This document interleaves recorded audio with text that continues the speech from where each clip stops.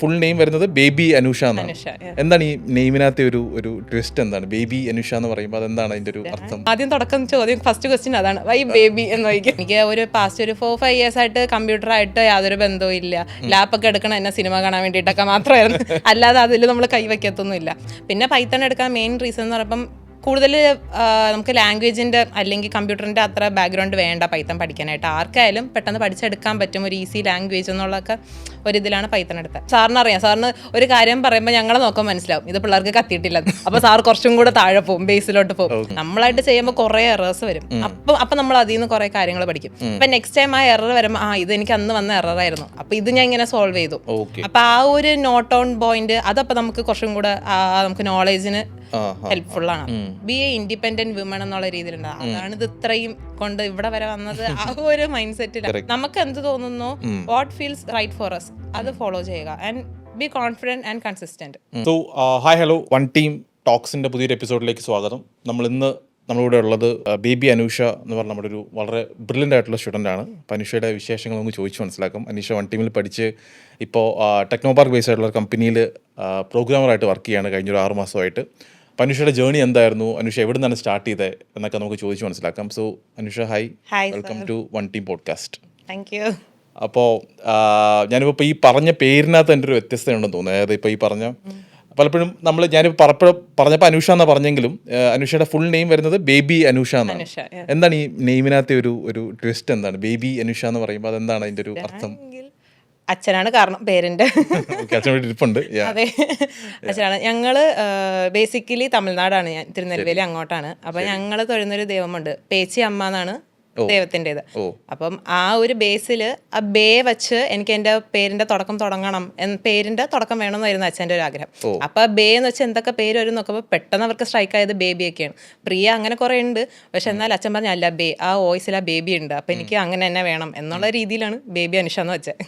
അങ്ങനെയാണ് ബേബി എന്നുള്ള വാക്ക് ആ ബേയുടെ സൗണ്ടിന് വേണ്ടിയിട്ട് ബേ. അപ്പൊ നോക്കിയപ്പം ഇങ്ങനെ നോക്കി വന്നപ്പോ ബേബി പെട്ടെന്ന് ഓക്കെ ആ ഒരു വോയിസ് ഉണ്ട്, അപ്പൊ അങ്ങനെ ആ ഒരു സൗണ്ട് ഉള്ളതുകൊണ്ട്. പക്ഷെ അത് ശരിക്കും, അതായത് ഈ പേര് നമ്മളൊരു പേര് മാത്രമല്ല എന്ന് പലപ്പോഴും പറയുമല്ലോ, ഈ പേര് ശരിക്കും ഐഡന്റിറ്റി ആണല്ലോ. അതായത് ഇപ്പോൾ ഞാൻ ആക്ച്വലി അനുഷ വൺ ടീം പഠിക്കുന്ന സമയത്തും ഈ പേര് കൊണ്ട് ശ്രദ്ധിച്ചിട്ടുണ്ട് ആളെ. ഓക്കെ, ബേബി അനുഷ, ഇതെന്തായിരിക്കും പേരിങ്ങനെ വന്നത്, അപ്പോൾ നമ്മൾ ആ പേരിങ്ങനെ ഓർത്തിരിക്കുകയും ചെയ്യും. അപ്പോൾ അത് ശരിക്കും ഒരു എപ്പോഴെങ്കിലും ദോഷമാണ് ഡിസ്അഡ്വാൻറ്റേജും ആണ്, രണ്ടും ആയിട്ടുണ്ട്. എവിടെ പോയാലും പെട്ടെന്ന് നമ്മൾ ഐഡന്റിഫൈ ചെയ്യും പേര് കാരണം. എവിടെ പോയാലും എന്താ ഈ പേരെന്നൊക്കെ പറഞ്ഞ് കുറെ ക്വസ്റ്റ്യൻസ് ഒക്കെ വരും. അതെ, അതുപോലെ പെട്ടെന്ന് മറക്കത്തില്ല ആൾക്കാർ. അത് ശരിക്കും നല്ല കാര്യമല്ലേ? നല്ല കാര്യമാണ്. ചില സമയത്ത് എവിടെയായാലും പെട്ടെന്ന് പൊക്കും. അപ്പൊ അതിന്റെ ഒരു ഇതുണ്ട്. അപ്പൊ പെട്ടെന്ന് മറക്കത്തില്ല ആൾക്കാർ. സെക്കൻഡ് നെയിം അനുഷ മറന്നാല് ബേബി അല്ലേ എന്ന് ചോദിക്കാറുണ്ട്. ഞാൻ പറയാം അതെ ആണ്. പിന്നെ കുറച്ചൊക്കെ കളിയാക്കലൊക്കെ കിട്ടിയിട്ടുണ്ട് ആ സമയത്തൊക്കെ. വീട്ടിൽ ഭയങ്കര അടിയായിരുന്നു. ഞാൻ പറഞ്ഞു എനിക്ക് ബേബി വേണ്ട, ബേബി മാറ്റണം, എനിക്ക് അനുഷ മാത്രം മതി, ഈ നല്ല പേരിന്റെ ഫ്രണ്ടിൽ എന്തിനാ ബേബി ഇട്ടെ, അങ്ങനെയൊക്കെ ചോദിച്ചിട്ടുണ്ട്. അപ്പൊ അച്ഛനും അമ്മയും അതങ്ങനെയാണ്, ദൈവത്തിന്റെ ഇതിനു വേണ്ടി വെച്ചാണ്, മാറ്റാനൊന്നും പറ്റത്തില്ല എന്നുള്ള രീതിയിൽ. പിന്നെ ഒരു സ്റ്റേജിന് ശേഷം ഇപ്പൊ വന്നൊന്ന് എനിക്ക് തന്നെ ഇഷ്ടമാണ്. എനിക്ക് ഐ ലവ് മൈ നെയിം, എനിക്ക് എൻ്റെ പേര് ഇഷ്ടമാണെന്നുള്ളത്. നൈസ്. അപ്പോൾ തിരുനെൽവേലി ആയിരുന്നു എന്ന് പറഞ്ഞു. എനിക്ക് തോന്നുന്നത് ഗ്രാൻഡ് പേരൻസ് ആയിട്ട് അവിടെ ആയിരുന്നു. പിന്നീട് നിങ്ങൾ ട്രിവാൻഡ്രത്തേക്ക് വന്നാണോ? അപ്പോൾ അതെ, അച്ഛനെ ആ സമയത്ത് തന്നെ അവരെന്നെ ഇവിടെ നിന്ന് ഈ ജോലിക്കൊക്കെ ആയിട്ട് ഇവിടെ വന്ന് സെറ്റിലായി. പിന്നെ എൻ്റെ ബ്രോട്ടപ്പും കാര്യങ്ങളെല്ലാം ഇവിടെയാണ്. പിന്നെ ഇപ്പൊ മൊത്തത്തിൽ ട്രിവാൻഡ്രമാണ്. സ്കൂളിംഗ് എല്ലാം പഠിച്ചത് ട്രിവാൻഡ്രം? എല്ലാം പഠിച്ചു, എല്ലാം ഫുൾ ബ്രോട്ടപ്പ് ട്രിവാൻഡ്രം തന്നെയാണ്. എനിക്ക് നമുക്ക് ഫാമിലിയെ പറ്റി ആദ്യം സംസാരിക്കാൻ തോന്നാം. അനുഷയുടെ അച്ഛൻ ഇവിടെ ഒന്ന് കൂടെ വന്നിട്ടുണ്ട്. അപ്പോൾ ഫാമിലി വീട്ടിൽ ആരൊക്കെ ഉണ്ട്? അച്ഛൻ എന്താ ചെയ്യണേ? അമ്മ ഒന്ന് പറയോ? അച്ഛന് ഞങ്ങൾക്ക് അമ്പലമുക്കില് ബേക്കറിയാണ്. അമ്മ ഹൗസ് വൈഫ്. എനിക്കൊരു ചേച്ചിയുണ്ട്. ചേച്ചി ഇപ്പൊ കറന്റ് SBI വർക്ക് ചെയ്യുവാണ്, ജൂനിയർ സൊസൈറ്റി ആയിട്ട്. ഓക്കെ, അടിപൊളി. അപ്പോൾ അപ്പോൾ പഠിച്ചതൊക്കെ ട്രിവാൻഡ്രത്തായിരുന്നു എന്ന് പറഞ്ഞു. സ്കൂളിംഗ് എല്ലാം ട്രിവാൻഡ്രത്തായിരുന്നു അല്ലേ? കംപ്ലീറ്റ്ലി +2 കമ്പ്യൂട്ടർ സയൻസ് ആയിരുന്നു എടുത്തത്. അപ്പോൾ അന്ന് +2 കമ്പ്യൂട്ടർ സയൻസ് എടുക്കാൻ എന്തെങ്കിലും പ്രത്യേകം കാരണമുണ്ടോ, അതോ അങ്ങ് നമ്മളെല്ലാവരും പോകുന്ന കൂടെ അങ്ങ് പോയെന്നേ ഉള്ളോ? അല്ല, ഒരു കാര്യം എനിക്ക് അപ്പൊ ക്ലിയർ ആയിരുന്നു, എനിക്ക് ബയോളജി വേണ്ടെന്നുള്ളത് ഉറപ്പുണ്ടായിരുന്നു. എനിക്ക് 10th ഇഷ്ടപ്പെട്ടില്ല. അപ്പൊ ഞാൻ പറഞ്ഞ് ബയോളജി കമ്പ്യൂട്ടർ സയൻസ് കൊമേഴ്സ് ഒക്കെ ആണല്ലോ, അപ്പൊ ഞാൻ പറഞ്ഞു എനിക്ക് ബയോളജി വേണ്ട. അപ്പൊ ഫസ്റ്റ് ഗ്രൂപ്പ് അതായിരുന്നു. സോ സെക്കൻഡ് ഗ്രൂപ്പ് നോക്കുമ്പോൾ കമ്പ്യൂട്ടർ സയൻസ് ആയിരുന്നു. അപ്പൊ ലൈക്ക് ഓക്കെ, അങ്ങനെയാണ് കമ്പ്യൂട്ടർ സയൻസ് എടുത്തത്. അപ്പോൾ ബയോളജി വേണ്ടെന്നുള്ളൊരു ഡിസിഷനിലാണ് കമ്പ്യൂട്ടർ സയൻസ്. ബയോളജി എന്തോ ഇത്ര വിരോധം തോന്നാൻ കാര്യം? ഭയങ്കര പാടായിട്ട് തോന്നിയിട്ടുണ്ട്. എക്സാം എടുക്കാനോ? അതിന്റെ വേർഡ്സും പിന്നെ എന്തോ ഇഷ്ടപ്പെട്ടില്ല. അപ്പോൾ ബയോളജി ഇഷ്ടമല്ലാത്തത് കൊണ്ട് കമ്പ്യൂട്ടർ സയൻസിലോട്ട് വന്നു. പക്ഷേ കമ്പ്യൂട്ടർ സയൻസ് ഇഷ്ടപ്പെട്ടു. കമ്പ്യൂട്ടർ സയൻസ് ഇഷ്ടം ഓക്കെ ആയിരുന്നു. മാത്സ്, ബേസിക്കലി മാത്സ് ഭയങ്കര ഇഷ്ടമാണ്. അപ്പൊ എനിക്കും ചേച്ചിക്കും എല്ലാം ലൈക്ക് മാത്സിനോട് ഭയങ്കര താല്പര്യമൊക്കെയാണ്. അങ്ങനെയുള്ളവർ എനിക്ക് ഭയങ്കര ബഹുമാനമാണ് മാത്സ് അറിയാവുന്നവരോട്. ഞാൻ മാത്സ് ഒക്കെ പഠിക്കാൻ പറ്റ പാട് നമുക്ക് ശരിയാ. അപ്പോൾ എന്താണ് മാത്സിനോടൊപ്പം സ്കൂൾ തൊട്ടേ ഇഷ്ടമുണ്ട്? ഒരു സ്കൂൾ ടൈമിൽ തൊട്ടേ മാത്സ് കുറച്ച് ഇഷ്ടമൊക്കെ ആയിരുന്നു. അതായത് നമ്മൾ കാണാതെ പഠിക്കണ്ടല്ലോ. എനിക്ക് മഗ്ഗപ്പേണ കാര്യങ്ങളൊക്കെ ഭയങ്കര പാടാണ്. അപ്പം മാത്സ് ആകുമ്പോൾ നമ്മൾ കാര്യം മനസ്സിലാക്കി കഴിഞ്ഞാൽ പിന്നെ നമ്മൾ സ്വയം ചെയ്യുന്നേ ഉള്ളൂ, ആൻസേഴ്സ് കിട്ടും എന്നുള്ള രീതിയിൽ അങ്ങനെ മാത്സിനോട് താല്പര്യം ഉണ്ടായിരുന്നു. ഓക്കെ, ഇനി അവിടുന്ന് നേരെ ജംപ് കട്ട് ചെയ്ത് കുറച്ച് ഇപ്പോഴത്തെ ലെവലിലേക്ക് വരികയാണെങ്കിൽ, ഞാൻ പലപ്പോഴും ആൾക്കാർ പറഞ്ഞു കേട്ടിട്ടുണ്ട്, അതായത് മാത്തമാറ്റിക്സ് അറിയാവുന്നവർക്ക് ഒരു പ്രോഗ്രാമറായിട്ടൊക്കെ വർക്ക് ചെയ്യാൻ കുറച്ചും കൂടി ഈസി ആയിരിക്കും. Easy in the sense not easy, ഇപ്പോൾ ഇവർക്കൊരു പ്രോബ്ലം സോൾവിങ് മൈൻഡ് സെറ്റ് എപ്പോഴും ഉണ്ടായിരിക്കും. എക്സാക്ട്ലി, ലോജിക് ഉണ്ടായിരിക്കും. ഇത് എപ്പോഴെങ്കിലും ഇപ്പോഴത്തെ ഒരു ജോലിയെ നന്നായിട്ട് ബാധിച്ചു എന്ന് തോന്നുന്നുണ്ടോ, മാത്സിനോടുള്ളൊരു ഇഷ്ടം? മാത്സിനോ ഈ ലോജിക്ക് അറിയത്തില്ല, ബട്ട് നമ്മൾ കൂടുതൽ ആലോചിക്കും. ഈ പ്രോബ്ലം സോൾവിങ് സ്കിൽസ് എന്ന് പറയുന്ന കണക്ക് മാത്സിലും അങ്ങനെയാണ്. നമ്മൾ ഒരു ആൻസർ കിട്ടിയില്ലെങ്കിൽ അപ്പം അതിന്റെ പ്രോബ്ലം എങ്ങനെ സോൾവ് ചെയ്യാം എന്നുള്ള നമ്മളിങ്ങനെ കറക്കി കുത്തി ഓരോ വേസ് നോക്കും. അപ്പം അത് തന്നെയാണ് പ്രോഗ്രാമിംഗിൽ. ഇപ്പോൾ ഒരു കാര്യം വർക്ക് ആയില്ലെങ്കിൽ നമ്മൾ വേറൊരു വേ നോക്കും, സെർച്ച് എന്തിനാണെന്നുള്ളത് അവർ കണ്ടുപിടിക്കാനുള്ള ഒരു ഇത് വി ഹാവ് ദ ടെൻഡൻസി. ഇത് സോൾവ് ചെയ്തെടുക്കണം, അല്ലെ ഏത് റൂട്ടിലൂടെ പോകാൻ പറ്റും. ഓക്കെ, ഇത് ശരിയായില്ല, ഓക്കെ അപ്പം നെക്സ്റ്റ് വേ. അപ്പം ആ ഒരു കണക്കൂട്ടല് കാര്യം ഇപ്പം എനിക്ക് തോന്നുന്നു മാത്തമാറ്റിക്സ് BSc പഠിച്ച പലരും ഇപ്പോൾ പ്രോഗ്രാമിലേക്ക് വരുന്നത് നമുക്ക് വേറെ സ്റ്റുഡൻസ് ഉണ്ട്. അപ്പോൾ അവർക്കൊക്കെ ചിലപ്പോൾ ആദ്യം ഒരു കൺഫ്യൂഷൻ ഉണ്ടായിരിക്കും, അയ്യോ മാത്തമാറ്റിക്സ് അല്ല, പിന്നെ കമ്പ്യൂട്ടർ സയൻസ് ഒരു ബന്ധമില്ല. അപ്പോൾ അവർക്കൊക്കെ ശരിക്കും പഠിച്ചെടുക്കാൻ ഡിഫിക്കൽട്ട് ഒന്നും എനിക്ക് അങ്ങനെ ഡിഫിക്കൽട്ടീസ് ആയിട്ട് തോന്നിയിട്ടില്ല.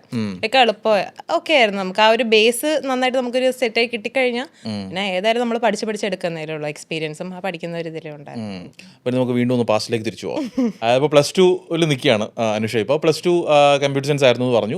അത് കഴിഞ്ഞിട്ട് പിന്നെ BSc മാത്തമാറ്റിക്സ് പഠിക്കാൻ തീരുമാനിച്ചു. ചേച്ചിയുടെ പാത പിന്തുടർന്ന് പോകുന്ന അനിയത്തി ആയതാണോ അന്ന്, അതോ? അങ്ങനെ പറയാൻ പറ്റത്തില്ല. ബേസിക്കലി മാത്സിന്റെ ഇഷ്ടം ഉള്ളതായിരുന്നു. അപ്പൊ ഓക്കെ, അപ്പൊ അതൊന്ന് പെർസ്യൂ ചെയ്യാം എന്നുള്ള രീതിയിലാണ് കമ്പ്യൂട്ടർ സയൻസിൽ നിന്ന് ഓക്കെ മാത്സ് ഡിഗ്രിയിലോട്ട് അങ്ങനെ കയറിയത്. അതിൻ്റെ അന്ന് എഞ്ചിനീയറിംഗിന്റെ പ്ലാൻസോ? അന്ന് എഞ്ചിനീയറിംഗിന്റെ ഒരു മൈൻഡ് സെറ്റ് ഒന്നുമില്ല, ഒരു പ്ലാനും ഇല്ല. ഇതപ്പോ ഇഷ്ടമായതുകൊണ്ട് ഇത് പഠിക്കാൻ ജസ്റ്റ് മാത്സ് ഇഷ്ടമായതുകൊണ്ട് +1 +2 ഇഷ്ടപ്പെട്ട്. അപ്പൊ ലൈക്ക് ഓക്കെ കണക്കും കാര്യങ്ങളും കൂട്ടക്കലൊക്കെയാണ് ഓക്കെ നമുക്ക് ഇഷ്ടപ്പെട്ടു. അപ്പൊ അതൊന്ന് പേഴ്സ്യൂ ചെയ്യാന്നുള്ള രീതിയിലായിരുന്നു. അപ്പൊ അന്നും ഫാമിലി സപ്പോർട്ടീവ് ആയിരുന്നു? ഫാമിലി എപ്പോഴും കരിയറിന്റെ കാര്യത്തിൽ അച്ഛനും അമ്മയും എപ്പോഴും എന്റെ വിഷയത്തിലും ചേച്ചിയുടെ വിഷയത്തിലും ഞങ്ങളുടെ ഇഷ്ടത്തിൽ അങ്ങ് വിട്ടു. നിങ്ങളുടെ കരിയറാണ്, മോക്ക് എന്താണോ ഇഷ്ടം, എന്ത് പഠിക്കണമെന്ന് തോന്നണോ യു പേഴ്സ്യൂ ഇറ്റ്. അച്ഛനും അമ്മയും ഹെൽപ്പ് ചെയ്യാം. അത് ശരിക്കും വലിയൊരു കാര്യമില്ല. കാര്യം പലപ്പോഴും നമ്മൾ കേൾക്കുന്ന പല ഈ ക്ലീഷേ സ്റ്റോറീസിലും പറയുന്നത് വീട്ടിൽ നിന്ന് സപ്പോർട്ട് ഇല്ലായിരുന്നു, അല്ലെങ്കിൽ വീട്ടിൽ നിന്ന് ഇന്നത് പഠിക്കാൻ നിർബന്ധിച്ചു എന്നൊക്കെ പറയുന്ന സ്ഥാനത്ത് ഇപ്പോൾ അനുഷയ്ക്ക് മാത്തമാറ്റിക്സ് പഠിക്കണം എന്നുണ്ടെങ്കിൽ അവരെ സപ്പോർട്ട് ചെയ്തു എന്ന് പറയുന്നത് ശരിക്കും അത് നല്ല അതൊരു ബ്ലെസ്സിങ് ആണ് ശരിക്കും. എന്ന് വെച്ചാൽ വേറോരോ പാത്ത് നമ്മൾ മാറുന്നുണ്ടെങ്കിലും അല്ല നീ ഇതല്ലേ പഠിച്ചാൽ അപ്പം ഇതല്ലേ എടുക്കാൻ പാടുള്ളൂ, അങ്ങനെയല്ലേ സ്കോപ്പ്, എന്തുകൊണ്ട് ഇപ്പം മാറുന്നു, അങ്ങനെ ഒരു ചോദ്യം വീട്ടിൽ നിന്ന് ചോദിച്ചിട്ടില്ല. അപ്പം ഞാൻ ഇങ്ങനെ മാറുന്നു, ഈ ഒരു സെക്ടർ ഇതെടുക്കുന്നു എന്ന് പറയുമ്പോൾ ഓക്കെ മോക്ക് ഇഷ്ടമാണോ, ഓക്കെ യു ഗോ. കാര്യം അങ്ങനെയൊക്കെ ചോദ്യങ്ങൾ ചിലപ്പോൾ വരുമ്പോൾ നമ്മൾ ചിലപ്പോൾ കൺഫ്യൂഷൻ ആവും, അല്ലേ? ഓക്കെ, എന്നാ ഇനി അത് പോണോ? നമുക്ക് സെൽഫ് ഡൗട്ട് അടിക്കും നമ്മൾ. ഓക്കെ ഇനിയിപ്പം പോയി കഴിഞ്ഞാൽ മാറുമോ തെറ്റുമോ എന്നുള്ള അല്ലാതെ ഓക്കെ ജസ്റ്റ് പോയി നോക്കാം, ട്രൈ ചെയ്ത് നോക്കാം, റിഗ്രറ്റ് വേണ്ട, മനസ്സെന്ത് തോന്നുന്നു അതങ്ങ് പഠിക്കുക, ആ ഒരു ഫ്ലോയിൽ അങ്ങ് പോവാന്നുള്ളത്. +2 എവിടെയായിരുന്നു പഠിച്ചത്? ഞാൻ സെന്റ് മേരീസ് ആയിരുന്നു, പട്ടം സെന്റ് മേരീസ്. സെന്റ് മേരീസ് ആയിരുന്നു വേണ്ടത് ഏറ്റവും വലിയ സ്കൂളാണ് സെന്റ് മേരീസ്. അത് കഴിഞ്ഞിട്ട് BSc മാത്തമാറ്റിക്സ് ഓൾ സയൻസ് ആയിരുന്നു. ഓക്കെ, അപ്പോൾ ഓൾ സയൻസിൽ BSc മാത്തമാറ്റിക്സ് കഴിഞ്ഞിട്ട് പിന്നെ എന്താ ചെയ്തത്? അത് കഴിഞ്ഞ് പിന്നെ എന്താ ചെയ്തത്? BSc മാത്സ് കഴിഞ്ഞ് ഞാൻ ഫൈനൽ ഇയർ ഒക്കെ ആയിരുന്ന സമയത്താണ് നമ്മളെ കൊറോണ ഒക്കെ ഇതായത്. അപ്പോൾ എൻ്റെ ചേച്ചിയും BSc maths and she too MSc mathematics ചേച്ചിയായിരുന്നു. അപ്പോൾ ആ ഒരു 3 years മാത്സ് ഒക്കെ പഠിച്ച് ചേച്ചിയുടെ MSc മാത്സ് ഒക്കെ കണ്ടപ്പോൾ ഞാൻ എനിക്കത് വേണ്ട, ഇനിയിപ്പം MSc മാത്സ് ആണെങ്കിൽ അങ്ങനെ ടീച്ചിങ് B.Ed ആ ഒരു രീതിയിലാണ് പോയിരുന്നത്. അപ്പോൾ എനിക്ക് ആ കൊറോണ സമയത്തൊക്കെ ആയപ്പം ഓക്കെ എനിക്ക് ആ ഒരു ഫീൽഡ് വേണ്ട, ഒന്ന് മാറ്റിപ്പിടിച്ചാലോ വേറെ ഒരു സെക്ടറിലോട്ട്, അല്ലെങ്കിൽ PG എടുക്കണമെന്നുണ്ടായിരുന്നു, എന്നാൽ MSc മാത്സ് വേണ്ട. അതെ, ഞാൻ ഉദ്ദേശിച്ച 3 വർഷം കൊണ്ട് ഞാൻ ഉദ്ദേശിച്ചത് ഇതല്ല എന്നുള്ള രീതിയിൽ നോക്കിയപ്പോൾ അതിൽ ഭയങ്കര തിയറിയും കാര്യങ്ങളായിരുന്നു. ഞാൻ മാത്സ് എടുക്കാൻ തന്നെ കാരണം നമുക്ക് കൂടുതൽ മഗ്ഗപ്പേണ്ട കാര്യം വരത്തില്ല, തിയറീസ് കൂടുതൽ കാണത്തില്ല, പ്രോബ്ലംസ് ഒക്കെ ആയിരിക്കും എന്നാണ്. പക്ഷെ ചേച്ചിയുടെ MSc മാത്തമാറ്റിക്സ് ഒക്കെ നോക്കിയപ്പം കൂടുതൽ തിയറി ആയിരുന്നു. അപ്പൊ ഞാൻ ഇടയ്ക്ക് ഓക്കെ അപ്പൊ എനിക്ക് PGക്ക് അത് വേണ്ട, അല്ലാതെ നെക്സ്റ്റ് ഓപ്ഷൻ ആയിട്ട് ഞാൻ നോക്കാം എന്നായിരുന്നു. അങ്ങനെയാണ് MBA എടുത്തത് IGNOU യൂണിവേഴ്സിറ്റിയിൽ. അതിലും എനിക്ക് റെഗുലർ വേണ്ടെന്നുണ്ടായിരുന്നു. PG റെഗുലർ 2 years പോകണ്ട, അതേസമയം വേറെ എന്തെങ്കിലും കൂടെ എനിക്ക് പാരലായിട്ട് ചെയ്യണം എന്നുണ്ടായിരുന്നു. ആ ഒരു 2 ഇയേഴ്സ് പി ജിക്ക് മാത്രം അറ്റാതെ പാരലലി ഒരു വർക്ക് ചെയ്ത് കരിയറിൽ ഫ്രണ്ടിലോട്ട് പോകണം എന്നുള്ള ഒരു ഐഡിയ ഉള്ളതുകൊണ്ട് ഓക്കെ അങ്ങനെയാണെങ്കിൽ സെർച്ച് ചെയ്ത് നോക്കിയതിനാണ് ഓക്കെ ഇഗ്നോ യൂണിവേഴ്സിറ്റിയിൽ നമുക്ക് MBA എടുക്കാം. അതേസമയം നമുക്ക് എന്താണ് ബാക്കി ചെയ്യണം എന്നുള്ളത് വേറൊരു ഇപ്പം അപ്പോഴും ചേച്ചി MSc മാത്തമാറ്റിക്സ് കഴിഞ്ഞ് ഇങ്ങനെ ബാങ്ക് കോച്ചിങ് ഒക്കെ പോയി she is now working in SBI. അപ്പൊ വീട്ടിൽ എങ്ങനെ ഉണ്ടായിരുന്നു ഓക്കെ ഗവൺമെന്റ് ജോബിന് ഒന്ന് ട്രൈ ചെയ്യാം നമുക്ക് മോൾ SSCയോ അല്ലെങ്കിൽ ബാങ്കിങ്ങോ അങ്ങനെ കോച്ചിങ് പോയിട്ട് ഇതേ പാരലി നമുക്ക് അതും ട്രൈ ചെയ്ത് പഠിക്കാം എന്നുള്ള അങ്ങനെയാണ് MBA എടുക്കുകയും ചെയ്തു. റേസിൽ SSCക്ക് ജോയിൻ ചെയ്തു. അപ്പോൾ അവിടെ 2 ക്വസ്റ്റ്യൻസ് ഉണ്ട്. ഒന്ന് ആദ്യത്തെ ക്വസ്റ്റ്യൻ എന്ന് പറയുന്നത് ഈ പറഞ്ഞ PG എടുക്കാം എന്ന് തീരുമാനിച്ചത് എന്തായാലും ഫുൾ ടൈം വേണ്ടാന്ന് തീരുമാനിച്ചു. ഇത് ആക്ച്വലി നമ്മൾ പല ഫ്രഷേഴ്സിനോട് ഇപ്പോൾ പറയുന്ന കാര്യമാണ്. ഇപ്പോൾ ഇത് കേൾക്കുന്ന PGക്കാർ എന്നെ ചിലപ്പോൾ കല്ലറിയുമായിരിക്കും, എന്നാലും കുഴപ്പമില്ല. കാര്യം PG ഇപ്പോൾ ജോലി കിട്ടാൻ വേണ്ടിയിട്ട് PG വേണമെന്ന് ചോദിച്ചാൽ ശരിക്കും പറഞ്ഞാൽ വേണ്ടെന്നാണ് എൻ്റെ അഭിപ്രായം. ഇപ്പോൾ ജോലി ഇപ്പോൾ UGക്ക് കിട്ടുന്നവർക്ക് തന്നെ ജോലി കിട്ടുമായിരിക്കും. അപ്പോൾ പല ഫ്രഷേഴ്സിൻ്റെയും കൺഫ്യൂഷനാണ്, ഞാൻ ഇനി BSc കമ്പ്യൂട്ടർ സയൻസ് കഴിഞ്ഞു അല്ലെങ്കിൽ BSc മാത്സ് കഴിഞ്ഞു, ഇനി ഞാൻ MSc എടുക്കണോ അല്ലെങ്കിൽ MBAക്ക് പോകണോ. അപ്പോൾ നമ്മൾ പലപ്പോഴും അഡ്വൈസ് ചെയ്യാറുള്ളത് നിങ്ങൾ ജോലിക്ക് പോകും, ആ കൂടെ നിങ്ങൾക്ക് പാരലി എഗ്നോന്റെ യൂണിവേഴ്സിറ്റീസ് ഒക്കെ ചെയ്യാം. അപ്പോൾ ആ ഡിസിഷൻ അന്ന് സ്വയം എടുത്താണോ? അതായത് ഇതിന്റെ കൂടെ പറഞ്ഞല്ലോ വേറൊരു പാരലി വേറെ കാര്യങ്ങൾ എന്തെങ്കിലും ചെയ്യാം, 2 എൻഗേജ് ആയിട്ട് നിൽക്കാം, ഫുൾ ടൈം വേണ്ടാന്ന് തീരുമാനിച്ച സ്വന്തം ഡിസിഷൻ ആയിരുന്നോ? ഫുൾ ടൈം വേണ്ടത് ചേച്ചിയും MSc മാത്തമാറ്റിക്സ് ഡിസ്റ്റന്റ് ആയിട്ട് ചെയ്തായിരുന്നു. കാര്യവട്ടം നമ്മളെ കേരള യൂണിവേഴ്സിറ്റിയിൽ ചെയ്തായിരുന്നു. അപ്പൊ ഞങ്ങൾക്ക് രണ്ടുപേർക്ക് അപ്പോഴേ ലൈക്ക് ആ PG 2 ഇയേഴ്സ് ഫുള്ളി റെഗുലർ ആയിട്ട് പോകണ്ടെന്നുള്ളത് രണ്ടുപേരുടെ ഒരു ഡിസിഷൻ അങ്ങനെയായിരുന്നു. അപ്പൊ ചേച്ചിയുടെ കണ്ട് എനിക്കും അപ്പൊ ആ ഒരു ഇത് വേണ്ട, ഞാനും റെഗുലറിൽ ചെയ്യാതെ ഡിസ്റ്റന്റ് ചെയ്തിട്ട് അതേസമയം വർക്കിന് വേണ്ടിയിട്ട് ഞാൻ നോക്കാം. അപ്പൊ ആ 2 ഇയേഴ്സ് എനിക്ക് 2 കാര്യങ്ങൾ ഒരു അഡ്വാൻറ്റേജ് ആയിട്ട് തോന്നി. കാര്യം എനിക്ക് തോന്നുന്നത് ചെയ്ത് കഴിഞ്ഞ് കഴിയുമ്പോൾ ഇതിൻ്റെയൊക്കെ വാല്യൂ ഒക്കെ സെയിം അല്ലേ അല്ലേ? നമ്മൾ ഡിസ്റ്റൻസ് ആയിട്ടാണോ ചെയ്തത് അല്ലെങ്കിൽ ഇപ്പോൾ ചേച്ചി എനിക്ക് തോന്നുന്നത് കേരള യൂണിവേഴ്സിറ്റി ആയിരിക്കും, അപ്പോൾ കിട്ടുന്ന സർട്ടിഫിക്കറ്റ് ഒക്കെ സെയിം അല്ലേ? അതെ. ഓക്കെ.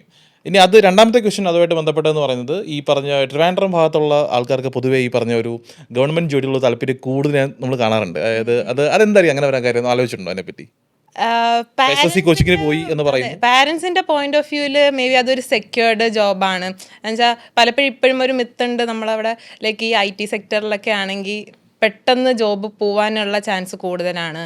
ഗവൺമെന്റ് ജോബ് ആണെങ്കിൽ സ്ഥിരമാണ്, ഒരു സ്റ്റേബിൾ ഉണ്ട്, ഇതൊരു സ്റ്റെബിലിറ്റി കാണത്തില്ല. അതുപോലെ എല്ലാവർക്കും നമ്മുടെ വീട്ടിലെ പിള്ളേർ ഗവൺമെന്റ് ജോബിൽ പോകണം എന്നുള്ള ഒരു ആഗ്രഹമുണ്ട്. ആ ഒരു ഇതിലാണ് എല്ലാവരും ആദ്യം ട്രൈ ചെയ്യും. അപ്പം എനിക്കൊന്ന് ട്രിവാൻഡ്രത്ത് പൊതുവേ ഈ ഗവൺമെന്റ് സ്ഥാപനങ്ങളുടെ എണ്ണം കൂടുതലായതും അല്ലേ, ഗവൺമെന്റ് ഉദ്യോഗസ്ഥരുടെ കുറെ പേര് ട്രിവാൻഡ്രത്തുണ്ട്, അപ്പം അത് കണ്ട് ശീലിച്ചതിന്റെ ഭാഗമായിട്ടായിരിക്കാം മേ ബി, അതറിയത്തില്ല. ഓക്കെ. അപ്പോൾ എന്തായാലും SSC കോച്ചിങ്ങിന് പോകുന്നു, അതിനിടയ്ക്കാണ് ഈ പറഞ്ഞ അപ്പോൾ എന്താണ് അപ്പോൾ SSC കോച്ചിങ്ങിന് പോയിക്കൊണ്ടിരിക്കുകയാണ്, അതിനിടയ്ക്ക് 1 ടീമിൽ വരുന്നു. SSC കോച്ചിങ് പൊക്കോണ്ടിരുന്നത് അതൊരു 1 ഇയർ. ഞാൻ ആ സമയത്ത് ഈ 1 ടീമിലോട്ട് ജോയിൻ ചെയ്യണം അല്ലെങ്കിൽ IT സെക്ടർ അത് കൂടുതൽ ആലോചിച്ചില്ല. SSC ജോയിൻ ചെയ്തുകൊണ്ട് അവിടെ കോച്ചിങ് പോകുന്ന സമയത്ത് അതിൽ തന്നെയായിരുന്നു ഫുൾ ഫോക്കസ്. ഓക്കെ നമുക്ക് ട്രൈ ചെയ്യാം, കിട്ടുന്നുണ്ടോ എന്നുള്ളത് നോക്കാന്നുള്ള രീതിയിൽ അതിൽ ഫുൾ ഫോക്കസ്ഡ് ആയിരുന്നു. ഒരു 1 ഇയർ വന്ന എക്സാംസ് എല്ലാം ട്രൈ ചെയ്തു, പ്രിലിംസും കാര്യങ്ങളെല്ലാം എഴുതിയിട്ടുണ്ടായിരുന്നു. അതൊരു 1 ഇയർ കഴിഞ്ഞപ്പോഴാണ് ലൈക്ക് അതെങ്ങും എത്താത്ത ഒരു രീതിയിൽ തോന്നിയത്. ഓക്കെ 1 ഇയർ കഴിഞ്ഞു, 1.5 years ആയി, ഇതും ഇനിയും എത്രത്തോളം പോവും, കിട്ടുവോ കിട്ടത്തില്ലേ, അപ്പൊ അങ്ങനെ ഒരു ഡൗട്ടും കാര്യങ്ങളൊക്കെ വന്ന സമയത്താണ് അപ്പൊ പിന്നെ ഞാൻ വിചാരിച്ചു ഓക്കെ നമുക്ക് വേറെ സെക്ടറിലോട്ട് മാറാം, നമുക്ക് ഇത് ട്രൈ ചെയ്തു, ഇത് എത്തുന്നില്ല എന്നുള്ള ഒരു ഇത് വന്നപ്പം ഓക്കെ നമുക്ക് സെക്ടർ മാറ്റി പ്ലാൻ ബി അതെ ഇനിയും അതിൽ സമയം കളയണ്ട, മാറ്റിയിട്ട് നമുക്ക് ട്രൈ ചെയ്തൊക്കെ നോക്കാം. അങ്ങനെയാണ് പിന്നെ ഒരു IT സെക്ടറിലോട്ട് ഒരു തിരിവ് വന്നത്. അപ്പോൾ അവിടെ ആക്ച്വലി പക്ഷെ അപ്പോൾ അനുഷയ്ക്ക് IT ഇൻഡസ്ട്രിയെ പറ്റി ഒരു ധാരണ ഇല്ലല്ലോ. ഓക്കെ +2 കമ്പ്യൂട്ടർ സയൻസ് ആയിരുന്നു എന്നുള്ളത് മാറ്റി നിർത്തി കഴിഞ്ഞാൽ IT ഇൻഡസ്ട്രി എന്താണ്, അപ്പോൾ എങ്ങനെയാണ് അതിനെപ്പറ്റി റിസർച്ച് ചെയ്തതും പഠിക്കുകയും മനസ്സിലാക്കുകയൊക്കെ ചെയ്തത്? ഓക്കെ ഞാൻ MBA HR ആയിരുന്നു മേജർ എടുത്തിരുന്നത്. അപ്പൊ ഇങ്ങനെ ഒക്കെ IT സെക്ടറിലോട്ട് പോകുമ്പോൾ ഒന്നീ HR ജോയിൻ ചെയ്യാം, അല്ലെങ്കിൽ ഇത് പറഞ്ഞ കണക്ക് ഇപ്പൊ IT സെക്ടറിലോട്ട് കയറണമെങ്കിൽ ഇപ്പൊ കുറച്ച് നാളായിട്ട് എൻ്റെ ബാക്ക്ഗ്രൗണ്ടിൽ IT ഒന്നുമില്ല, പ്രോഗ്രാമിങ്ങോ ഒന്നും ഇല്ലാതെ അപ്പോൾ പെട്ടെന്ന് എനിക്ക് IT സെക്ടറിലോട്ട് കയറാൻ പറ്റത്തില്ല. അപ്പൊ അങ്ങനെ ചോദിച്ചപ്പോഴാണ് ഫാമിലിയിലും കുറച്ച് ആൾക്കാരുണ്ട്, എൻ്റെ ചേച്ചീസൊക്കെ ഇങ്ങനെ കോഴ്സ് കഴിഞ്ഞ് ജോയിൻ ചെയ്ത അവർക്ക് ജോബിന് കയറിയവരുണ്ട്. അപ്പോൾ വീട്ടിലും ഇങ്ങനെ ചുറ്റും ചോദിച്ച് കാര്യങ്ങൾ വന്നപ്പോഴാണ് പറഞ്ഞു അപ്പോൾ ഇങ്ങനെ കോഴ്സ് ചെയ്ത് നമുക്ക് ആ ഒരു രീതിയിൽ IT സെക്ടറിലോട്ട് കയറാം എന്ന് വെച്ചാൽ കമ്പ്യൂട്ടർ സയൻസ് ഒന്നും അല്ല ഡിഗ്രി ഒന്നും ചെയ്തത്, അങ്ങനെ ക്യാമ്പസ് ഇൻ്റർവ്യൂ അങ്ങനെ പോകാത്ത സ്ഥിതിക്ക് നമുക്കൊരു കോഴ്സ് ചെയ്താൽ അതിൽ വാല്യൂ ഉണ്ട്, അത് വെച്ചാൽ ആ സർട്ടിഫിക്കറ്റ് വെച്ച് നമുക്ക് ജോബ് ഫെയർസ് ഒക്കെ പോയി അങ്ങനെ IT സെക്ടറിലോട്ടൊന്ന് കയറാം. പിന്നെ അതിൽ നിന്ന് അങ്ങനെ ഗ്രോത്ത് പൊക്കോളും, ആ ഒരു സ്റ്റാർട്ടിംഗ് പോയിന്റ് ആണ് വേണ്ടതെന്നുള്ളത് മനസ്സിലായി. അപ്പം അങ്ങനെയാണ് ഞാൻ എൻ്റെ ഒരു ബെസ്റ്റ് ഫ്രണ്ട് ഉണ്ട് സൂര്യ എന്നാണ്, അപ്പോൾ ഞാനും ആളും കൂടെ ഇങ്ങനെ ഒരു ദിവസം ജാനുവരിയിലായിരുന്നു, ഈ 2024 ജാനുവരിയിൽ ഞങ്ങളിങ്ങനെ കണ്ടുമുട്ടിയപ്പോഴാണ് ഞാൻ പറഞ്ഞത് എനിക്കിങ്ങനെ സെക്ടർ മാറ്റി പിടിക്കണമെന്നുണ്ട്, ഞാനിങ്ങനെ IT സെക്ടറിലോട്ട് പോവാം, അപ്പോൾ എന്തെങ്കിലും കോഴ്സൊക്കെ നോക്കുവാണെന്ന്. അപ്പോൾ പുള്ളിക്കാരി നേരെ തിരിച്ച് എന്നോട് പറഞ്ഞു ഞാനിങ്ങനെ മാറ്റി പിടിക്കുക, ഞാനും ചെയ്യുന്നുണ്ട്, അപ്പോൾ നമുക്ക് രണ്ടുപേർക്കും കൂടെ ഒന്ന് നോക്കിയാലോ, ഒരുമിച്ച് നോക്കിയാലോ എന്ന്. അപ്പം അങ്ങനെ ഞങ്ങൾ രണ്ടുപേരും ഇരുന്ന് കുറേ ഇങ്ങനെ ഏതൊക്കെ കോഴ്സസ് ഉണ്ട്, ക്ലാസ് ഉണ്ടെന്നൊക്കെ നോക്കി. ഞങ്ങൾക്ക് ഒരു കോമൺ ഫ്രണ്ട് വൺ ടീം സൊല്യൂഷനിൽ പഠിച്ച് ഇപ്പോൾ ജോബിന് കയറിയിട്ട് വർക്ക് ചെയ്തത്. അപ്പോൾ ആളിങ്ങനെ പറഞ്ഞു ഇങ്ങനെ വൺ ടീം സൊല്യൂഷനിലാണ് ഞാൻ പഠിച്ചത്, അവിടെ നോക്കിയേക്കുന്നത്. അപ്പം അങ്ങനെ പിന്നെ ഞങ്ങൾ ഇതിൽ വേറെ കുറേ കോഴ്സ് ഇങ്ങനെ ഉള്ള സൊല്യൂഷൻസ് ഉണ്ടായിരുന്നു, വേറെ എവിടേക്കൊക്കെ നോക്കിയിട്ടുണ്ടായിരുന്നു. അപ്പം ഞാനും ആളും കൂടെ ഒരു ദിവസം ഇങ്ങനെ ഇറങ്ങി, എന്നിട്ട് വൺ ടീമിൽ വന്ന് സംസാരിച്ചു. അപ്പോൾ അവിടെ ഡിജിറ്റൽ മാർക്കറ്റിംഗ് ഉണ്ട്, പൈത്തൺ പ്രോഗ്രാമിംഗ് ഉണ്ട്. അപ്പം ഇങ്ങനെ ഓരോ കാര്യത്തിൻ്റെയും ഡീറ്റെയിൽ ആയിട്ട് എക്സ്പ്ലെയിൻ ചെയ്ത് തന്നു. ഇതൊക്കെയാണ് അതിൻ്റെ ഓരോ പ്രവീണല്ല, ഒരു ചേച്ചിയായിരുന്നു, എനിക്ക് പേര് ഓർക്കുന്നില്ല. അപ്പൊ അങ്ങനെയായിരുന്നു. അപ്പൊ അന്ന് അവിടെ സംസാരിച്ചിട്ട് പിന്നെ ഞാൻ അവളും കൂടെ ഓക്കെ നമുക്ക് പൈത്തൺ എടുക്കാം, 6 months കോഴ്സ് ആണെന്ന് പറഞ്ഞു. ഓക്കെ പൈത്തൺ എടുക്കാന്ന് പറഞ്ഞ് പിന്നെ ഞാനും അവളും വീട്ടിലൊന്ന് പറഞ്ഞു ഇങ്ങനെ എടുക്കുവാണ്. അപ്പൊ അച്ഛനും അമ്മയും ഓക്കെ എടുക്കാൻ തോന്നുന്നു, ഓക്കെ യു സ്റ്റഡി എന്താണെന്നുള്ളത് ഡിസൈഡ് ചെയ്തോളൂ പറഞ്ഞു. അപ്പൊ അവിടെ പൈത്തൺ ചൂസ് ചെയ്യാൻ കാര്യം എന്താണ്? ഈ പറഞ്ഞ ഡിജിറ്റൽ മാർക്കറ്റിംഗ് സ്കോപ്പ് കൂടുതലായിരുന്നു. അതേപോലെ എനിക്ക് പ്രോഗ്രാമിംഗ് സൈഡ് പോകണമെന്നുണ്ടായിരുന്നു. അപ്പൊ അങ്ങനെ ആക്കും അതായിരുന്നു താല്പര്യം. അങ്ങനെയാണ് രണ്ടുപേരും പൈത്തൺ എടുത്തത്. അപ്പോൾ അങ്ങനെ പൈത്തൺ വൺ ടീം ട്രിവാൻഡ്രത്ത് സ്റ്റാർട്ട് ചെയ്യുന്നു. എനിക്ക് ട്രെയിനർ ആരായിരുന്നു ട്രിവാൻഡ്രത്ത്? വിഷ്ണു ആയിരുന്നു. അപ്പോൾ പിന്നെ ഒരു 6 മാസത്തെ ജേണി എങ്ങനെ ഉണ്ടായിരുന്നു? അടിപൊളിയായിരുന്നു. അല്ല, സെക്ടറിലോട്ട് കയറുമ്പോഴും അപ്പോഴും നമുക്കൊരു ഡൗട്ടാണല്ലോ എന്ന് വെച്ചാൽ എനിക്ക് ഒരു പാസ്റ്റ് ഒരു 4-5 years ആയിട്ട് കമ്പ്യൂട്ടറായിട്ട് യാതൊരു ബന്ധവും ഇല്ല. ലാപ്പൊക്കെ എടുക്കണം എന്നെ സിനിമ കാണാൻ വേണ്ടിയിട്ടൊക്കെ മാത്രമായിരുന്നു, അല്ലാതെ അതിൽ നമ്മൾ കൈവയ്ക്കത്തൊന്നുമില്ല. അപ്പം ഇനി ന്യൂലി ഒരു പ്രോഗ്രാമിംഗ് ആയിട്ട് പഠിച്ച് പോകുന്നു എന്നൊക്കെ പറയുമ്പം പിന്നെ പൈത്തൺ എടുക്കാൻ മെയിൻ റീസൺ എന്ന് പറയുമ്പം കൂടുതൽ നമുക്ക് ലാംഗ്വേജിൻ്റെ അല്ലെങ്കിൽ കമ്പ്യൂട്ടറിൻ്റെ അത്ര ബാക്ക്ഗ്രൗണ്ട് വേണ്ട പൈത്തൺ പഠിക്കാനായിട്ട്. ആർക്കായാലും പെട്ടെന്ന് പഠിച്ചെടുക്കാൻ പറ്റും ഒരു ഈസി ലാംഗ്വേജ് എന്നുള്ളതൊക്കെ ഒരിതിലാണ് പൈത്തൺ എടുത്തത്. അപ്പോൾ അങ്ങനെയായിരുന്നു. അപ്പോൾ ആ ഒരു 6 months വിഷ്ണു സാർ ഭയങ്കരമായിട്ട് ഹെൽപ്പ് ചെയ്തിട്ടുണ്ട്. ഞങ്ങൾക്ക് ഒരു ബിഗിനർ ആണെങ്കിലും ഞങ്ങളെ ബാച്ചിൽ ഒരാളെന്തോ മാത്രമേ കമ്പ്യൂട്ടറിൻ്റെ ബാക്ക്ഗ്രൗണ്ട് ഉണ്ടായിരുന്നുള്ളൂ, ബാക്കിയെല്ലാം മാത്സ് ഫിസിക്സ് അങ്ങനെയൊക്കെ ആയിരുന്നു. അപ്പൊ എല്ലാവരും ഏകദേശം ഒരേ ലെവലിലായിരുന്നു. അപ്പൊ എല്ലാവർക്കും ആ സ്റ്റാർട്ടിംഗ് ലെവൽ 0 നിന്നാണ് നമ്മളിപ്പോ എല്ലാവരും തുടങ്ങണം ഈ ഒരു മേഖല. ഞങ്ങൾക്ക് ഒരു 11 to 12 ഞങ്ങളെ സ്ട്രെങ്ത് ആ ഒരു ബാച്ചില്. അപ്പൊ എല്ലാവർക്കും ഒരേപോലെ ആയിരുന്നു. അപ്പൊ സാറ് ലൈക്ക് ഒരു ബേസ് ലെവലിൽ നിന്ന് തുടക്കം തൊട്ട് ഞങ്ങൾക്ക് അങ്ങനെ ആ ഒരു 6 months ഒരു സൈഡിൽ നിന്ന് അങ്ങ് തുടങ്ങി. അങ്ങനെ ഒരു ബേസ് നന്നായിട്ട് അവിടെ നിന്ന് കിട്ടി. അപ്പൊ ഈ അവിടെ വൺ ടീമിൽ സ്റ്റാർട്ട് ചെയ്യുന്ന സമയത്ത് ഒരു 6 വർഷത്തോളം ഉള്ളൊരു ഗ്യാപ്പായി പ്രോഗ്രാമിംഗ് എന്നുള്ള ഏരിയയിൽ. കാര്യം +2 സി പഠിച്ചിട്ടുണ്ടോ? സി പഠിച്ചിട്ടുണ്ട്. പിന്നെ ഒരു ഐഡിയ ഇല്ല, 6-7 വർഷമായിട്ട്. തുടങ്ങിയ സമയത്ത് ഡിഫിക്കൽറ്റി ഉണ്ടായിരുന്നു. എന്തൊക്കെയായിരുന്നു ആ സമയത്ത് ഫേസ് ചെയ്യുന്ന ചലഞ്ചസ്? എന്തൊക്കെയായിരുന്നു ക്ലാസ് തുടങ്ങി കഴിഞ്ഞിട്ട്?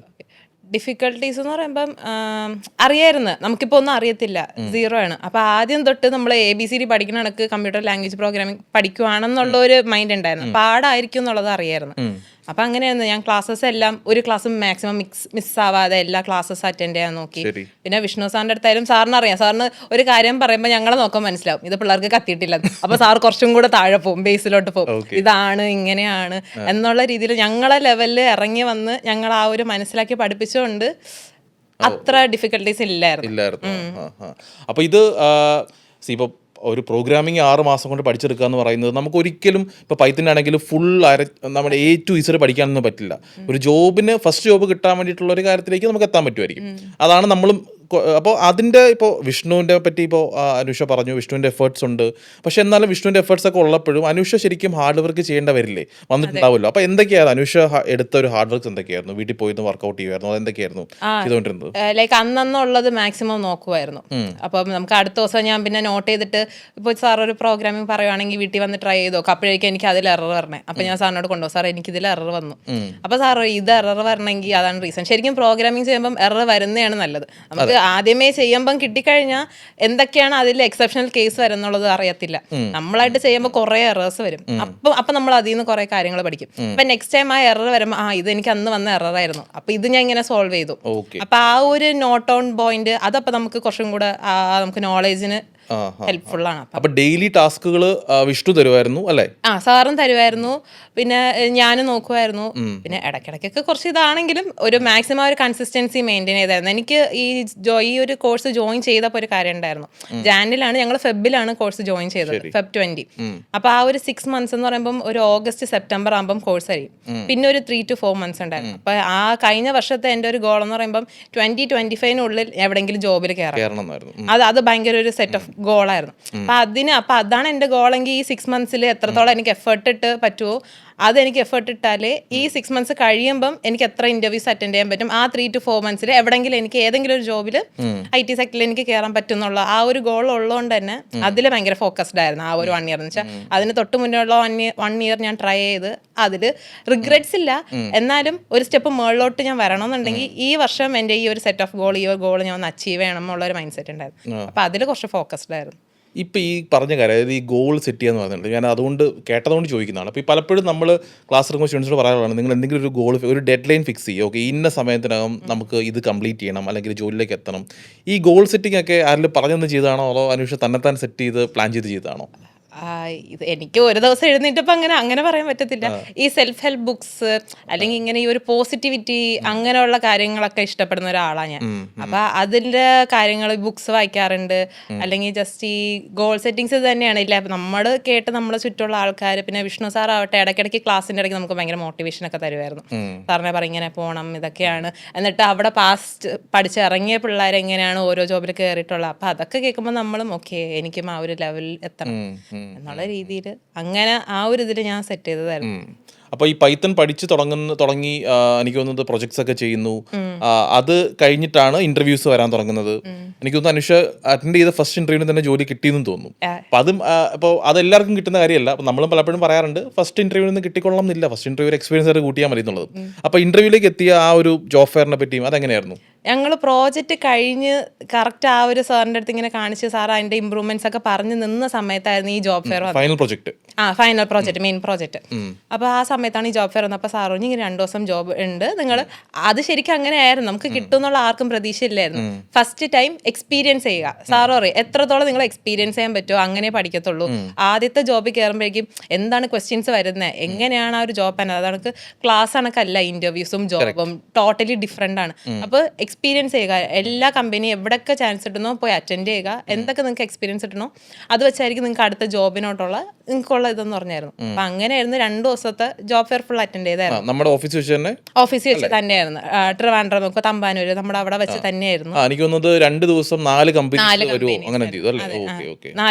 ആയിരുന്നു. അതില് ഫസ്റ്റ് ഇന്റർവ്യൂ ഫസ്റ്റ് ദിവസം 2 കമ്പനി ഉണ്ടായിരുന്നു. അതിലൊരു കമ്പനിയിലാണ് ഇപ്പോൾ കിട്ടി വർക്ക് ചെയ്യുന്നത്. ഫസ്റ്റ് ഇന്റർവ്യൂ പോയി ആദ്യം എന്നെ HR റൗണ്ട് ഒക്കെ ആയിരുന്നു അവിടെ വെച്ച്. അപ്പൊ ആദ്യത്തെ കമ്പനിയിൽ ആദ്യത്തെ HR റൗണ്ടിനോട്ട് പോയി. അപ്പൊ ഇങ്ങനെ ചോദിച്ചു പറഞ്ഞു വന്ന് ഓരോന്ന് കോൺടാക്ട് ചെയ്യുമെന്നൊക്കെ പറഞ്ഞു. സെക്കൻഡ് ആയിരുന്നു ഇപ്പൊ വർക്ക് ചെയ്യണ കമ്പനിയിൽ ഇന്റർവ്യൂ പോയി.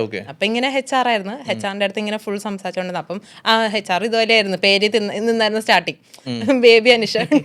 അപ്പൊ എന്റെ ഇന്റർവ്യൂസ് ആ 2 ഇന്റർവ്യൂ അങ്ങനെയായിരുന്നു. ആദ്യം തുടക്കം ചോദ്യം ഫസ്റ്റ് ക്വസ്റ്റ്യൻ അതാണ്, വൈ ബേബി എന്ന് ചോദിക്കും. അപ്പൊ നമ്മൾ അതിനൊരു എക്സ്പ്ലനേഷൻ കൊടുക്കും. അപ്പൊ തന്നെ അവിടെ ഒരു കോൺവെർസേഷൻ ആയി.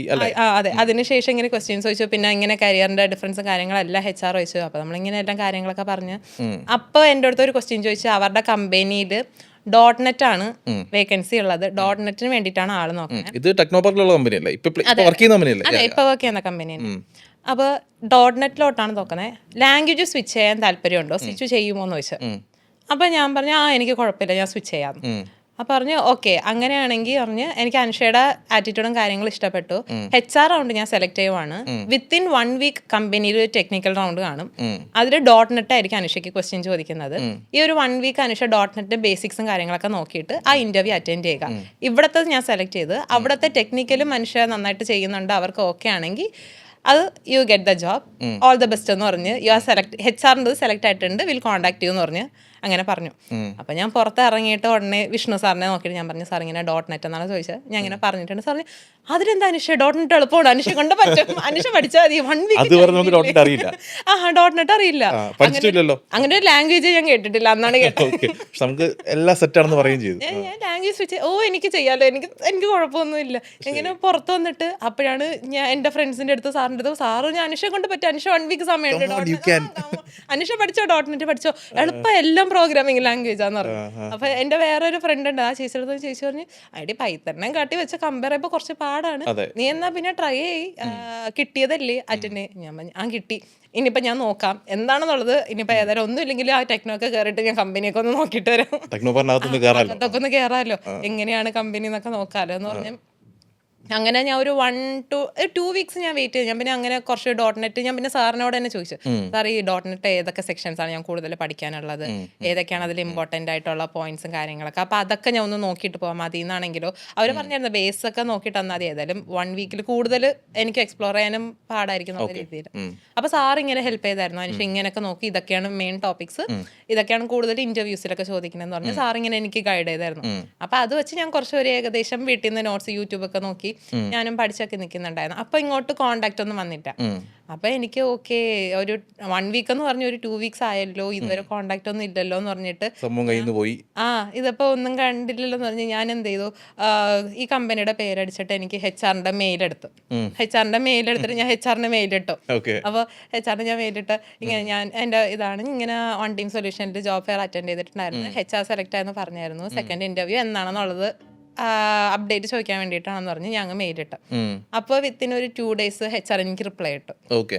ഈ വീക്ക് അല്ലെങ്കിൽ നെക്സ്റ്റ് വീക്ക് അനുഷയെ വിളിക്കുന്നതായിരിക്കും, പറയാം, ഇന്റർവ്യൂ ഉണ്ടാകും, ഗെറ്റ് റെഡി എന്നുള്ള രീതിയിൽ. ഓക്കെ ശരി, അപ്പൊ കൈവിട്ട് പോയിട്ടില്ല, ഏതായാലും വരും. അവര് വിളിച്ചിട്ടില്ല എന്നുള്ളതേ ഉള്ളൂ എന്നുള്ളത് മനസ്സിലായി. അങ്ങനെ ഒരു തേഴ്സ്ഡേ ഞാനിങ്ങനെ ഷോപ്പിങ്ങിന് പോയിരുന്നപ്പോഴും ഇങ്ങനെ കോൾ വന്നേ, അനുഷ നാളെ രാവിലെ 10 മണിക്ക് ഇന്റർവ്യൂ ഉണ്ട്, മെയിൽ അയച്ചിട്ടുണ്ട്, കാര്യങ്ങളൊക്കെ പാസിന്റെ ഒക്കെ അയച്ചിട്ടുണ്ട്, ഇന്റർവ്യൂ വന്ന് അറ്റൻഡ് ചെയ്താൽ മതി എന്ന് പറഞ്ഞു. അങ്ങനെ ഇന്റർവ്യൂവിന് പോയി. അവിടെ തേഴ്സ്ഡേ കോൾ വന്ന് ഫ്രൈഡേ പോയി റെസ്യൂമ് കൊണ്ടുപോയപ്പം, പക്ഷെ അവിടെ .NET-നെക്കാട്ടി കൂടുതൽ എന്റെ റെസ്യൂമിൽ എന്തുണ്ടായിരുന്നു അതായിരുന്നു കൂടുതൽ ചോദിച്ചത്. അപ്പൊ .NET അല്ലായിരുന്നു, എനിക്ക് പൈത്തൺ, MySQL, ഊപ്സ് കോൺസെപ്റ്റ് ഒക്കെ ആകുമ്പോൾ അത് എല്ലാ ലാംഗ്വേജും മെയിൻ ആയതുകൊണ്ട് അതായിരുന്നു എനിക്ക് കൂടുതൽ ക്വസ്റ്റ്യൻസ് കൊണ്ടുവന്നത്. അപ്പൊ അതൊക്കെ എനിക്ക് അറ്റൻഡ് ചെയ്യാൻ പറ്റിയായിരുന്നു. അപ്പം എല്ലാം അറ്റൻഡ് ചെയ്തില്ല, കുറച്ചൊക്കെ പറഞ്ഞില്ല, എന്നാലും എനിക്ക് അറിയാന്നുള്ളത് നേരത്തെ അത് നന്നായിട്ട് അറ്റൻഡ് ചെയ്ത്. അവിടെ ടെക്നിക്കൽ റൗണ്ട് തന്നെ 2 റൗണ്ട് ഉണ്ടായിരുന്നു. അതായത് 2 പാനൽ. ഫസ്റ്റ് റൗണ്ടിൽ ഒരു 3 ഡെവലപ്പേഴ്സ് ഇങ്ങനെ ഇന്റർവ്യൂ ചെയ്തായിരുന്നു. സെക്കൻഡ് അവിടുത്തെ ലീഡായിട്ട്, പ്രോജക്ട് മാനേജറായിട്ട് അവരുടെ ആയിട്ട് ഒരു ഇന്റർവ്യൂ ഉണ്ടായിരുന്നു. അങ്ങനെ അന്ന് ഫുൾ ഡേ ഉണ്ടായിരുന്നു. രാവിലെ ഞാനും ഇതുപോലെ അച്ഛനായിരുന്നു കൂടെ വന്ന അന്ന്. ഞാൻ അച്ഛനും കൂടെ രാവിലെ പോയ അന്ന് അവിടെ നിന്ന് ഇറങ്ങിയപ്പം 5-6 മണിയായി. ഞങ്ങൾ അതുവരെ രാവിലെ പോയതാ, രാവിലെ 9-10 ആ ഒരു റേഞ്ചിൽ. ഫസ്റ്റ് റൗണ്ട് സെലക്ട് ആയതുകൊണ്ടാണ് സെക്കൻഡ് റൗണ്ട് പോയി. ഞങ്ങൾ 5 പേരുണ്ടായിരുന്നു അന്ന്. അപ്പൊ ഞങ്ങൾക്ക് 5 പേർക്കായിരുന്നു ഇന്റർവ്യൂ. അപ്പൊ ഫസ്റ്റ് റൗണ്ട് സെലക്ട് ആയി. അതിൽ 1-2 ആൾക്കാർ റിജക്ട് ആയി. ബാക്കി ഞങ്ങളായിരുന്നു അടുത്ത റൗണ്ടിലോട്ട് പോയത്. പിന്നെ അതും കഴിഞ്ഞു. അത് കഴിഞ്ഞപ്പോൾ പിന്നെ HR-ന്റെ ഓൾറെഡി കഴിഞ്ഞതുകൊണ്ട് HR ഞങ്ങളെ നന്നായിട്ട് അറിയാം. അതുകൊണ്ട് ആ റൗണ്ട് അവിടെ ഇല്ലായിരുന്നു. ആ സെക്കൻഡ് റൗണ്ട് കഴിഞ്ഞതിന് ശേഷം പിന്നെ HR വിളിച്ചിട്ട് പിന്നെ ഇങ്ങനെ സെലക്ട് ആയിട്ടുണ്ട്, ഇപ്പം മൺഡേ തൊട്ട് ജോയിൻ ചെയ്യാൻ ഓക്കെ ആണോ, ഇമ്മീഡിയറ്റ് ജോയിൻ ചെയ്യാൻ. ഞാൻ പറഞ്ഞു ഓക്കെ, മൺഡേ തൊട്ട് വരാം, വരാലോ എന്നുള്ള രീതിയിൽ. അങ്ങനെ മൺഡേ തൊട്ട് ജോയിൻ ചെയ്തു. ഇവിടെ അത് ലൈഫിൽ അറ്റൻഡ് ചെയ്യുന്ന എത്രാമത്തെ ഇന്റർവ്യൂ ആയിരുന്നു? First interview. അതെനിക്ക് തോന്നി. അതായത് പക്ഷേ അതെങ്ങനെയാണ് ഈ കോൺഫിഡൻസ് കിട്ടുന്നത്? അതായത് ഇപ്പം അനുഷ പോയി ടെക്നോ പാർക്കിനകത്താണ്. ഒന്ന്, നമ്മൾ ഡിഗ്രിക്ക് പഠിച്ചതല്ല, 6 മാസം കൊണ്ട് പഠിച്ചെടുത്താണ് പൈത്തൺ. ആൻഡ് ഈ കമ്പനി അവർ പറഞ്ഞു .NET ആയിരിക്കും ഇടുന്നതെന്ന് ചിലപ്പോൾ പറഞ്ഞു, അത് പഠിക്കണം. പക്ഷെ ആ കോൺഫിഡൻസ് എവിടെ നിന്ന് കിട്ടുന്നത് ഈ ടെക്നിക്കൽ ഇന്റർവ്യൂവിന്റെ പോയിരിക്കാനും ഫേസ് ചെയ്യാനും എന്നുള്ള ഒരു കോൺഫിഡൻറ്റ്? അത് വീട്ടിലെപ്പോഴും അങ്ങനെയാണ്. എന്തെങ്കിലും പറയുമ്പം ലൈക്ക് ഭയങ്കര എൻകറേജ്മെന്റ് ആണ്, ചേച്ചിയായാലും നിന്നെ കൊണ്ട് പറ്റാതെ പറ്റും, ആ ഒരു രീതിയിലാണ് എപ്പോഴും വീട്ടിൽ. ഒരു എന്ത് പറഞ്ഞാലും അതൊക്കെ ട്രൈ ചെയ്യ്, കിട്ടും, കിട്ടിയില്ലെങ്കിൽ നമുക്ക് വേറെ വഴി നോക്കാം എന്നുള്ളത്. അപ്പോൾ കൊച്ചിലെ തൊട്ട് അവർ എന്താണെന്നുണ്ടെങ്കിലും ഓക്കെ എന്നെ കൊണ്ട് പറ്റും, അല്ലെങ്കിൽ എന്താണെന്നുള്ളതൊന്ന് പോയി നോക്കാന്നുള്ള ഒരു ആറ്റിറ്റ്യൂഡ്, ആ ഒരു ആറ്റിറ്റ്യൂഡ് എനിക്ക് എപ്പോഴും ഉണ്ടായിരുന്നു. ഓക്കെ, അതൊരു ഫസ്റ്റ് ഇന്റർവ്യൂ ആയതുകൊണ്ട് ഞാനും പോകുമ്പോഴും പറഞ്ഞ് കിട്ടുമെന്നൊന്നും അറിയത്തില്ല, ഞാൻ പഠിച്ചതോ അല്ല, എന്നാലും ഞാൻ പോയി അറ്റൻഡ് ചെയ്യാം, എനിക്ക് അറിയാന്നുള്ള എന്റെ ബെസ്റ്റ് ഞാൻ കൊടുത്തിട്ട് തരാം, ബാക്കി എന്താണോ ഉള്ളത് അത് നമുക്ക് വരുന്ന സ്ഥലത്ത്. അപ്പൊ ഇനി പോയാലും ഫസ്റ്റ് ഇന്റർവ്യൂ അല്ലേ, ഒരു എക്സ്പീരിയൻസ് ആയല്ലോ. ചിലപ്പോൾ ആ ഒരു ഈസിനെസ്സും ചിലപ്പോൾ നമ്മളെ ഹെൽപ്പ് ചെയ്തിട്ടുണ്ടാവാം അല്ലേ? അതെ, അതായിരുന്നു ലൈക്ക് ഓക്കെ എല്ലാ എക്സ്പീരിയൻസ് ആണ്, ഫസ്റ്റ് ഇന്റർവ്യൂ ആണ്, കിട്ടണമെന്നുണ്ട് ഒരു സൈഡ്, കിട്ടിയാൽ കൊള്ളാന്നുണ്ടായിരുന്നു, എന്നാൽ കിട്ടും എന്നുള്ള ഉറപ്പില്ലായിരുന്നു. ഓക്കെ നമുക്ക് അങ്ങ് അറ്റൻഡ് ചെയ്യാം, എല്ലാ എക്സ്പീരിയൻസ് ആണ്, കിട്ടിയാലും കിട്ടിയില്ലെങ്കിലും നെക്സ്റ്റ് ഒരു ഇന്റർവ്യൂ പോകുമ്പോൾ ഇതിന്റെ ഒരു നോളജ് എനിക്ക് കാണുമല്ലോ എന്നുള്ള ഒരു ഐഡിയ ആയിരുന്നു. അങ്ങനെ അപ്പോൾ ആ ഒരു കോൺഫിഡൻസ് ഉണ്ടാവാൻ ഇപ്പം ഇന്റർവ്യൂവിന് ചെന്നിരിക്കുന്നത് വരെ പോലും പേടിയുള്ള സ്റ്റുഡൻസ് ഉണ്ടല്ലോ. ശരിക്കും അവരോട് എന്താണ് ഇപ്പം അനുഷയ്ക്ക് പറയാനുള്ളത്? അതായത് ഇപ്പോൾ നമ്മളിവിടെ കാണുന്ന ഏറ്റവും വലിയ ഉപദേശമായിട്ട് പറയണ്ട, എന്നാലും എക്സ്പീരിയൻസ് എന്ന് പറഞ്ഞാൽ അതായത് ഇപ്പോൾ ഈ പറഞ്ഞ പോലെ ഇന്റർവ്യൂവിന് പോകാൻ ഭയമുള്ള ആൾക്കാരുണ്ട്. അയ്യോ എനിക്ക് ശരിക്കും ടെക്നിക്കലി അവർ നല്ല ഫിറ്റ് ആയിരിക്കും, കാരണം നന്നായിട്ട് അറിയാമായിരിക്കും. പക്ഷേ ഇൻ്റർവ്യൂവിന് ബോർഡിന് ഫ്രണ്ടിൽ പോയിരിക്കാൻ. പക്ഷേ അനുഷയ്ക്ക് ആ പേടിയൊന്നുമായിട്ട് എനിക്ക് തോന്നിയിട്ടില്ല. അപ്പോൾ എങ്ങനെ അത് അച്ചീവ് ചെയ്യാൻ പറ്റുക? മൊത്തത്തിൽ പേടിയില്ല എന്നല്ല, ചെറുതായിട്ട് നമുക്ക് കാണാം. എന്നാലും ഓക്കെ, നമുക്ക് ട്രൈ ചെയ്ത് നോക്കാം. കിട്ടിയാ കിട്ടി, പോയാ പോയി എന്നുള്ള രീതിയിലാണ് ലൈഫിലെ എല്ലാം എക്സ്പീരിയൻസ് ആണ്. ശരിക്കും ഈ ടെൻഷൻ അടിക്കുമ്പം ഉള്ളതും കൂടെ പോകും. കറക്റ്റ് ആണ്. അപ്പോൾ എനിക്ക് ഇപ്പോൾ ലാംഗ്വേജ് അറിയാമെന്നുണ്ടെങ്കിലും ഇപ്പം ശരിക്കും ഇപ്പോൾ ഒരു ക്വസ്റ്റ്യൻ തന്നാൽ അതിൻ്റെ ആൻസർ അറിയായിരിക്കും, പക്ഷേ ടെൻഷനിൽ നമ്മൾ മാറിപ്പോവും, നമ്മൾ എഴുതുന്നത് തെറ്റും. അപ്പം അതെന്തിനാണ് അപ്പോൾ ധൈര്യമായിട്ട് ചെല്ലുക. ചെല്ലുക. ഓക്കെ. ഈ ഇപ്പോൾ വിഷ്ണുവിനെ പറ്റി പറഞ്ഞുകൊണ്ട് വിഷ്ണുവിനെ പറ്റി ഒന്ന് എടുത്ത് ചോദിക്കേണ്ടതുണ്ടോ എന്ന് എനിക്ക് തോന്നുന്നു. അപ്പോൾ വിഷ്ണുവിൻ്റെ ക്ലാസ്സിനെ പറ്റി ഇപ്പോൾ അനുഷ പറഞ്ഞു. വിഷ്ണുവിൻ്റെ ക്ലാസ് അല്ലെ പൊതുവെ 1 ടീമിലെ ആ ഒരു 6 മാസത്തെ ഏറ്റവും അല്ലെ വിഷ്ണുവിൻ്റെ ക്ലാസ് എസ്പെഷ്യലി അല്ലെ ഏറ്റവും ബെസ്റ്റായിട്ട് തോന്നിയ വിഷ്ണുവിൻ്റെ ഒരു ക്വാളിറ്റി എന്തായിരിക്കും? സാറിന് പിള്ളേരെ മനസ്സിലാക്കാൻ നന്നായിട്ട് അറിയാം. സാറ് കണ്ട് മനസ്സിലാക്കും. ഞാൻ ഇരിക്കണ കാണുമ്പോൾ സാറിന് മനസ്സിലാവും ഇത് അനുഷയ്ക്ക് കത്തിയിട്ടില്ല. സാറിങ്ങനെ മുഖം നോക്കിയിട്ട് നോക്കി, അനുഷയ്ക്ക് ഇത് മനസ്സിലായില്ലല്ലോ. അപ്പോൾ ഞാൻ പറയും ഇല്ല സാർ. അപ്പോൾ സാറിന് പെട്ടെന്ന് മനസ്സിലാവും പിള്ളേർക്ക് മനസ്സിലായോ ഇല്ലേ എന്നുള്ളത്. അതുപോലെ നമ്മുടെ ലെവലിൽ ഇറങ്ങി സാറിന് ക്ലിയർ ആയിട്ട് കോൺസെപ്റ്റ് പറഞ്ഞു തരാനുള്ള ഒരിതുണ്ട്. അതുപോലെ ഞങ്ങൾക്ക് ഞങ്ങളുടേതായിട്ട് സ്പേസ്, ഞങ്ങളിപ്പോൾ ആരെങ്കിലും ഒരാൾ ഡൗട്ട് ചോദിച്ചു എന്നുണ്ടെങ്കിൽ അത് എക്സ്പ്ലെയിൻ ചെയ്യാനുള്ളത് മടുപ്പ് കാണിച്ചിട്ടില്ല. നമ്മളിപ്പം വൺസ് ചോദിച്ചു അതേ കാര്യം ട്വൈസ് ചോദിച്ചു എങ്കിലും സാറ് ആദ്യം എന്ത് പറഞ്ഞെന്നോ അതേപോലെ അതിനെയും കാട്ടി ഡീറ്റെയിൽ ആയിട്ട് ഒന്നും കൂടെ എക്സ്പ്ലെയിൻ ചെയ്ത് തരുമായിരുന്നു. അപ്പം നമുക്കും ക്വസ്റ്റ്യൻ ചോദിക്കാനുള്ള നമുക്ക് സാറ് പറഞ്ഞു തരും എന്നുള്ള ഒരു ഇത്, ആ ഒരു മടുപ്പ് ആ ഒരു മുഖത്ത് നമ്മൾ കാണാറ്. അല്ലെങ്കിൽ ചിലപ്പോ ഇത് ഇതുവരെ മനസ്സിലായില്ലേ എന്ന് ചിരിച്ചു വന്നു കഴിഞ്ഞാൽ നമുക്ക് പിന്നെ നെക്സ്റ്റ് ടൈം നമ്മൾ ക്വസ്റ്റ്യൻ ചോദിക്കത്തില്ല, മടി വരും അല്ലേ? അതെ, ആ ഒരു ഇത് സാർ ഇതുവരെ കാണിച്ചിട്ടില്ല. അത് സാറിന്റെ ബെസ്റ്റ് ക്വാളിറ്റിയാണ്. എന്നാൽ ഇത്രയും പറഞ്ഞ സ്ഥിതിക്ക് വിഷ്ണു ഒരു ചോദ്യം ചോദിക്കാനുണ്ട് അനുഷയോട്. അപ്പോൾ ഞാൻ ആ ഒരു വീഡിയോ ഉണ്ട് എൻ്റെ കയ്യിൽ, ഞാൻ ഒന്ന് പ്ലേ ചെയ്യാം. അപ്പോൾ അനുഷ ഒന്ന് കേട്ടിട്ട് വിഷ്ണുവിൻ്റെ ചോദ്യത്തിന് മറുപടി എന്താണെന്ന് പറയൂ. എൻ്റെ ക്വസ്റ്റ്യൻ ഇതാണ്. അനുഷ +2 കമ്പ്യൂട്ടർ സയൻസ് ആയിരുന്നു. അത് കഴിഞ്ഞ് ഡിഗ്രിക്ക് പോയപ്പോഴത്തേക്ക് BSc മാത്സ്, ദെൻ MBA. ഒരു 5 വർഷമായിട്ട് IT സെക്ടറിൽ നിന്ന് മൊത്തത്തിൽ മാറി നിൽക്കുമായിരുന്നു. എന്നിട്ട് പെട്ടെന്ന് IT ഫീൽഡിലേക്ക് വന്നു. ആൻഡ് അവിടെ പഠിച്ചത് C++ ആയിരുന്നു. ഇപ്പോൾ ON ടീമിൽ വന്നപ്പോഴത്തേക്ക് പൈത്തൺ. ഇവ തമ്മിൽ എന്ത് ഡിഫറൻസ് ഫീൽ ചെയ്തായിരുന്നു? ആൻഡ് അനുഷയുടെ അതിലേക്കുള്ള അപ്രോച്ചിൽ എന്തെങ്കിലും വ്യത്യാസം ഉണ്ടായിരുന്നു? ഞാൻ ക്വസ്റ്റ്യൻ വേണമെങ്കിൽ ഒന്നും കൂടെ ഒന്ന് ആർട്ടിക്കുലേറ്റ് ചെയ്യാം.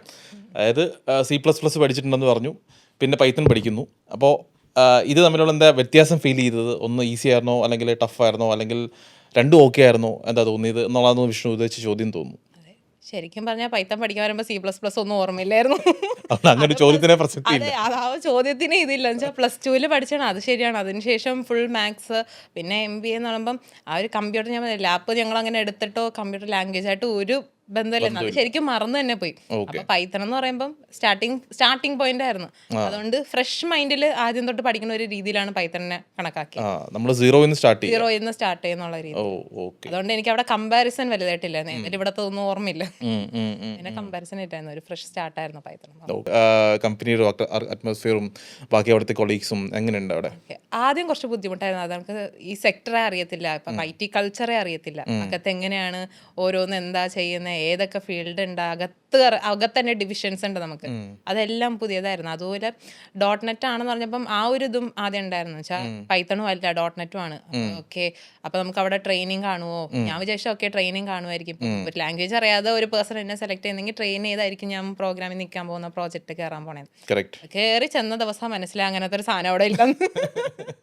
ഞങ്ങൾക്ക് ട്രെയിനിങ് ഇല്ലായിരുന്നു, ഒന്നുമില്ല. അവിടെ എല്ലാം ഓൺ ബോർഡാണ്. നമ്മൾ കയറി ചെല്ലുക, പ്രോജക്റ്റിൽ അവരിടും, അവിടെ ഇരുന്ന് പഠിക്കുക. നമ്മൾ ഇപ്പൊ ഒരു കാര്യം തരുന്നെങ്കിൽ നല്ല കാര്യമില്ലല്ലേ? പ്ലസ് ഉണ്ട് മൈനസ് ഉണ്ട്. കുറച്ചും കൂടെ നമുക്ക് ബുദ്ധിമുട്ടാണ് വെച്ചാൽ അറിയാതെ ഒരു പെട്ടെന്ന് ഒരു പ്രോജക്റ്റ് ഇടുമ്പം അവർക്ക് എക്സ്പെക്ടേഷൻസും കാണും. നമ്മളെ എടുത്ത സ്ഥിതിക്ക് നമ്മള് വർക്ക് ആ ഒരു ടൈം തന്നിട്ടുണ്ടെങ്കിൽ ആ ടൈമിനകം കൊടുക്കണമെന്നുള്ള ആ ചെറിയ പ്രഷറും ആ കാര്യങ്ങളും എല്ലാം ഉണ്ട്. പക്ഷെ എന്നാൽ നമ്മൾ പെട്ടെന്ന് കൂടുതൽ സെൽഫ് ലേണും ചെയ്യും. ഒരു അഡ്വാൻറ്റേജ് കമ്പനിയിലെന്ന് വെച്ചാൽ അവിടെ ഞങ്ങൾ ഒരു ഫ്രഷേഴ്സ് ആയിട്ട് അങ്ങനെ കണക്കാക്കിയിട്ടില്ല. അപ്പം ഇവരുടെ ഈ ഒരു ആക്സസ് കൊടുക്കാൻ പാടില്ല, അല്ലെങ്കിൽ നിങ്ങൾക്ക് ഇതുവരെ ചെയ്യാവൂ എന്നുള്ള ഞങ്ങളുടെ കമ്പനിയിൽ ലിമിറ്റ് ചെയ്തിട്ടില്ല. ഇപ്പൊ എന്തെങ്കിലും ഉണ്ടെങ്കിൽ സെർവറിൽ കയറണമെന്നുണ്ടെങ്കിലും എനിക്ക് ആക്സസ് തരും. ഞാൻ ചെയ്യണമെന്നുണ്ടെങ്കിൽ ഓക്കെ, അനുഷയെ കൊണ്ട് അവർക്ക് ഔട്ട്പുട്ടാണ് മെയിൻ. ഔട്ട്പുട്ട് കിട്ടുന്നു, അത് അനുഷയെ കൊണ്ട് പറ്റുമെങ്കിൽ okay we will give you the access and all, you just do it. ആ ഒരു രീതിയിലായിരുന്നു. അതൊരു പ്ലസ് പോയിന്റ് ആയിരുന്നു. ട്രെയിനിങ് ഇല്ലായിരുന്നു, അതിന്റെ കുറച്ച് ബുദ്ധിമുട്ടുണ്ടായിരുന്നു. പക്ഷെ ഞങ്ങളെ സീനിയർ ഡെവലപ്പേഴ്സ് നന്നായിട്ട് ഹെൽപ്പ് ചെയ്തു. എന്റെ ലീഡ് ഉണ്ടായിരുന്നു, രേഖ എന്നാണ് ചേച്ചിയുടെ പേര്. അപ്പൊ ഭയങ്കര ഹെൽപ്പിംഗ് ആണ്. ഇപ്പൊ ഞാൻ അറിയാം ഞാൻ ഇങ്ങനത്തെ ചെയ്യാത്ത ബാക്ക്ഗ്രൗണ്ട് ആണ്, എനിക്ക് എല്ലാം പുതിയതാണെന്ന്. അപ്പൊ പുള്ളിക്കാരി ഞാൻ എന്തെങ്കിലും ചോദിച്ചാൽ ഇത് അറിയത്തില്ലേ എന്നുള്ള രീതിയിൽ മുഖം കാണിക്കത്തില്ല. ആദ്യമായിട്ട് ഇതാണ് അനുഷ പഠിച്ചേക്ക്, ഇങ്ങനെയാണ് എന്നുള്ള ഷോർട്ട് കട്ട്സ് പറഞ്ഞു തരണതാവട്ടെ, നമ്മളിപ്പോൾ എന്തെങ്കിലും ഡൗട്ട് ഉണ്ടെങ്കിലോ കാര്യങ്ങളാവട്ടെ.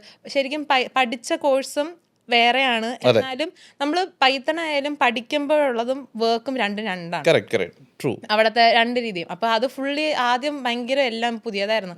അപ്പൊ ആദ്യം തുടക്കത്തിൽ കുറച്ച് ബുദ്ധിമുട്ടൊക്കെ ഉണ്ടായിരുന്നു. പക്ഷെ ഈ കൊളീഗ്സും കാര്യങ്ങളും അവർ തന്നെയാണ് കൂടുതൽ ഹെൽപ്പ് ചെയ്തത്. അവിടെ എല്ലാവരും കുറച്ച് കമ്പനിയും കാര്യങ്ങളാണ്. ആരും ഇപ്പം ടീമാണ് ലീഡാണെന്ന് വെച്ചിട്ട് ആ ഒരു ഇത് കാണിക്കുന്നില്ലാതെ ഭയങ്കര ഫ്രണ്ട്ലിയും കാര്യങ്ങളാണ്. വർക്കിന്റെ കാര്യത്തിൽ വർക്ക് ആണെങ്കിലും ബാക്കിയുള്ള കാര്യത്തിൽ ഓക്കെ യു ഡു ഇറ്റ് എന്നുള്ള രീതിയിൽ അവരുടെ സപ്പോർട്ടുണ്ട്.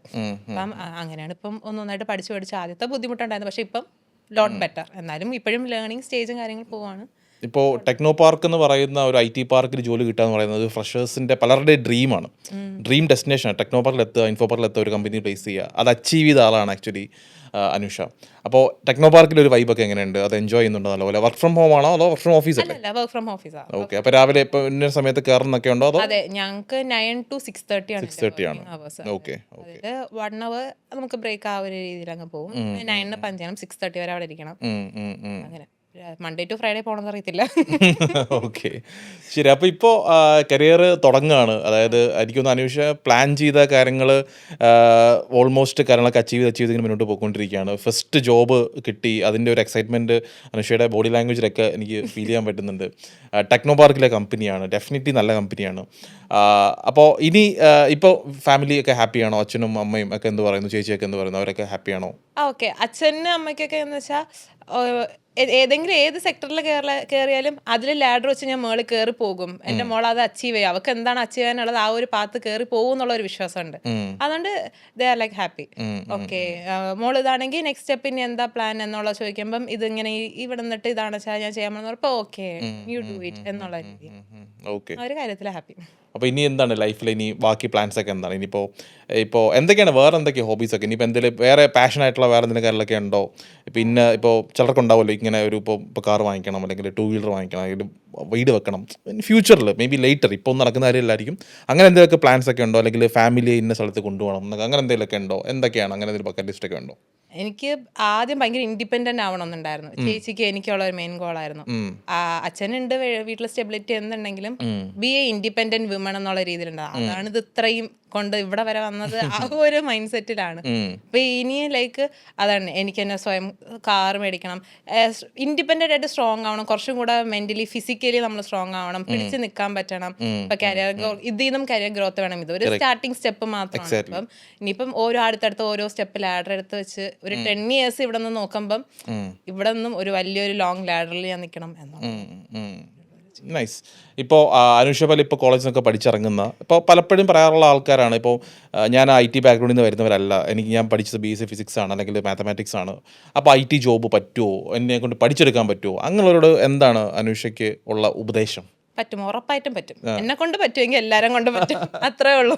ഓക്കെ. അപ്പോൾ അവരെന്തൊക്കെയാണ് ചെയ്യേണ്ടത്? എന്തൊക്കെയാണ് അവർ വർക്ക് ചെയ്യേണ്ടത്? നമ്മുടെ അടുത്ത് നമ്മൾ കുറച്ച് കോൺഫിഡന്റ് ആയിരിക്കുക. ചുറ്റുമുള്ളവർ ചിലപ്പോൾ നമ്മളടുത്ത് പറയും ഇതല്ലേ പഠിച്ച, എന്തിനു വെറുതെ ഇങ്ങനെ ഷിഫ്റ്റ് ചെയ്ത് കളിക്കുന്നത്, അത് ചെയ്തുകൂടായിരുന്നു, അല്ല ആ ജോബ് തന്നെ, അല്ലെങ്കിൽ കുറച്ചും കൂടെ തന്നെ SSC തന്നെ നോക്കാത്ത എന്താ, അത് തന്നെ പഠിച്ച എക്സാം അടിച്ച് കയറാത്ത എന്താ, അതിൽ കുറച്ചും കൂടെ സെക്യൂർ, അങ്ങനെ എല്ലാ ഓരോ ആൾക്കാരും ഓരോ പെർസ്പെക്റ്റീവാണ്. നമുക്ക് എന്ത് തോന്നുന്നു, what feels right for us, അത് ഫോളോ ചെയ്യുക and be confident and consistent. ഇപ്പം ഈ ഒരു IT സെക്ടറിലായിട്ട് ഞാൻ കയറുന്നുണ്ടെങ്കിൽ ഓക്കെ എന്നെ കൊണ്ട് പറ്റും എന്നുള്ളത് ആദ്യം നമ്മൾ വിചാരിക്കണം. എന്നാൽ അവിടെ തന്നെ പകുതിയും ഓക്കെ ആകും എന്നുള്ള ഒരു ഇത് എനിക്ക് ആ ഒരു മൈൻഡ് സെറ്റ് ഉണ്ട്. അപ്പം അത് തന്നെയാണ്, നിങ്ങൾക്ക് കൊണ്ട് പറ്റും. മേ ബി പാടായിരിക്കും, എല്ലാം തുടക്കത്തിൽ പാടാണല്ലോ. ഏതൊരു കാര്യം എടുത്താലും ആദ്യം തുടക്കത്തിൽ പാടാണ്, കിട്ടത്തില്ല. എന്നാൽ പിന്നെ പോയി വരുമ്പോഴായിരിക്കും അത് കുറച്ചും കൂടെ നമ്മൾ കുറച്ച് ഇതാവുമ്പം നമുക്ക് ഓട്ടോമാറ്റിക്കലി അത് വന്നോളൂ, പിക്ക് ചെയ്യാൻ പറ്റും. ഓക്കെ. അപ്പോൾ thank you so much Anusha. എനിക്കൊന്ന് അനുഷയുടെ സ്റ്റോറി പല IT ബാക്ക്ഗ്രൗണ്ടിൽ നിന്ന് IT സെക്ടറിലേക്ക് വരണം എന്ന് ആഗ്രഹിക്കുന്നവർക്ക് ഇൻസ്പിറേഷൻ തന്നെയായിരിക്കും എനിക്ക് തോന്നുന്നത്. കാര്യം പലരും നേരത്തെ പറഞ്ഞതുപോലെ തന്നെ IT എന്ന് പറയുന്നത് BTech CS-കാർക്കോ BCA-കാർക്കോ മാത്രമുള്ള കാര്യമെന്ന് പറയുമ്പോൾ അത് മാത്രമല്ല, എല്ലാവർക്കും IT ജോബിൽ IT ഇൻഡസ്ട്രിയിൽ സ്കോപ്പ് ഉണ്ട്. ഇഫ് നല്ല ആറ്റിറ്റ്യൂഡും നല്ല പാഷനും നല്ല വിഷനും ഒക്കെ ഉണ്ടെങ്കിൽ ചെയ്യാൻ പറ്റും എന്നുള്ളതിൻ്റെ പ്രൂഫാണ് അനുഷ. അപ്പോൾ we are so happy for you. Anusha ഇവിടെ വൺ ടീമിൻ്റെ സ്റ്റുഡൻ്റ് ആയി എന്നുള്ളത് തന്നെ നമ്മുടെ ഒരു പ്രൈഡ് മൊമെൻ്റ് ആണ്. And thank you so much for coming. Wish you all the very best for the next എല്ലാ പുതിയ കാര്യങ്ങൾക്കും എല്ലാവിധ ആശംസകളും നേരുന്നു. Thank you so much for coming Anusha. Thank U.